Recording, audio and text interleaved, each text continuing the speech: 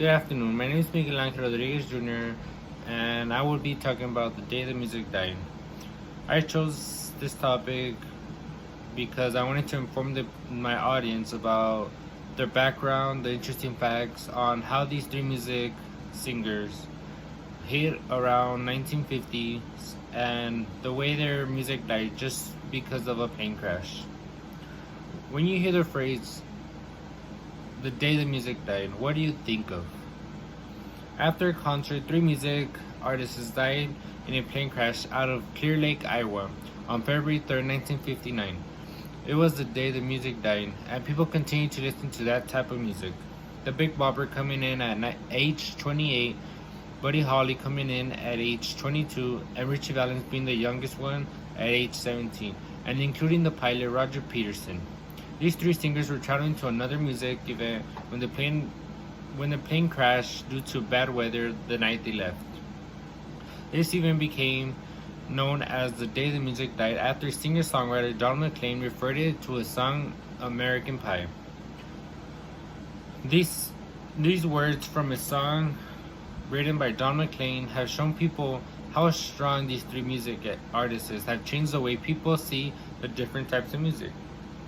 A long time ago, I can still remember the music used to make me smile. I knew I had my chance, that I could make people dance, and maybe they'll be happy for a while.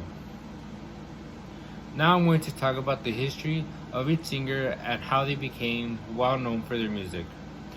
Julius Perry Richardson Jr., who was born on October 24th, 1930 in Seaban Pass, Texas. The Big Bopper got his name by seeing students dancing to a dance called the Bop, as said on Gunther's Today's Diner. He was a natural-born rock and roll vocalist musician. Richardson set a record as a DJ by playing 1,821 songs non-stop for 5 days while working at a radio station when he was a DJ. The Big Bopper joined Buddy Holly and Dion and the Belmonts for the Winter Dance Party Tour. After the concert, the three singers got an airplane flight because their bus wasn't working. Second, I'll be talking about Buddy Holly. First name, Charles Hardin Holly. Buddy Holly was born on September 7, 1936 in Lubbock, Texas. His family were all musicians, and Holly learned how to play piano, violin, and guitar at a young age. In Lubbock, Holly formed a band called the Crickets.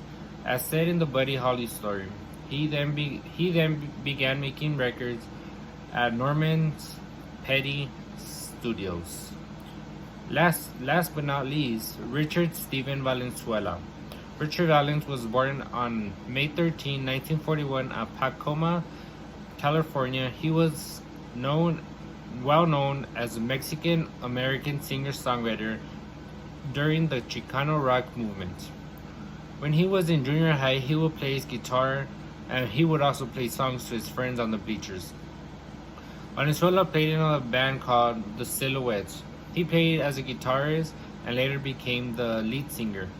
Later, he recorded lots of singles such as Donna, La Bamba, and Come On Let's Go.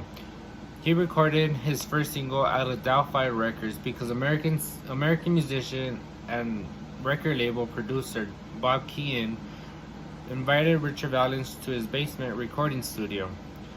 Bob later formed a contract that Valens signed and later spent hours recording for singles such as La Bamba, Donna, and Come On Let's Go. He played at the Winter Dance Tour and was set to perform the next day in Moorhead, Minnesota. Valens had a big fear of being in a plane crash, and on February 2nd, he happened to win a coin toss that won him a seat on a plane because his bus wasn't working. These three music artists moved society in a way many would not understand. Their death took a huge toll in the music industry. Their music were meaningful songs. They didn't write to get fame. They wrote because they liked music in general. All their music had a meaning behind them.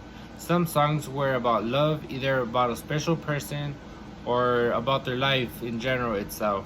They enjoy performing and they like making people happy, and they like seeing people sing to their songs and dancing around. I wrote this topic because I come from a music background, and I found this topic interesting because I love the type of music. I love this type of music, and it affected me just by researching it for this assignment. The Big Bopper, Buddy Holly, and Richie Valens changed people on the way they listen to music today, and the way it affected the world because of this tragic event. Here in the song American Pie, it really shows that people are still remembering this event, and they are showing the new era that their songs will live on and people will still acknowledge their music after so many years. And thank you, and I hope you enjoyed my speech.